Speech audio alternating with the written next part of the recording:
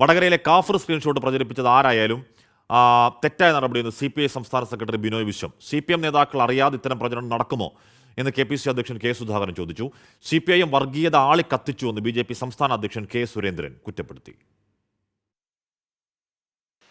കാഫിർ സ്ക്രീൻഷോട്ട് വിവാദത്തിൽ CPIM ഇതുവരെ നടത്തിയ വാദങ്ങളെല്ലാം പോലീസ് റിപ്പോർട്ടോടെ പൊളിഞ്ഞു. അതോടെയാണ് പ്രതിപക്ഷം വീണ്ടും നിലപാട് കടുപ്പിച്ചത്.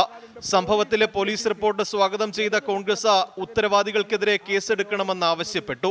ആ അന്വേഷണത്തിന്റെ റിപ്പോർട്ട് ഇടതുപക്ഷത്തിന്റെ ഭാഗത്ത് നിന്നാണ് ഈ പരാമർശം വന്നത് എന്ന് വ്യക്തമാണ്.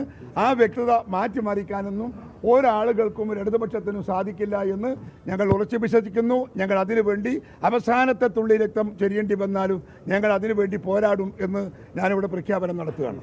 സമൂഹത്തിൽ മതസ്പർദ്ധ വളർത്തുന്ന തരത്തിൽ പ്രചരണം നടത്തുന്നത് ശരിയല്ലെന്ന CPI സംസ്ഥാന സെക്രട്ടറി ബിനോയ് വിശ്വം. വളരെ ചെയ്തിട്ടില്ല, ചെയ്താൽ ശരിയല്ല, ചെയ്തിട്ടില്ല. ഇടത് ഗ്രൂപ്പുകളിലാണ് വന്നതെന്ന് പോലീസ് കണ്ടെത്തിയിരിക്കുന്നത്. ഇടത് ഗ്രൂപ്പുകൾ ചെയ്താലും ശരിയല്ല, പക്ഷെ അത് ഞങ്ങളുടെ നയമല്ല.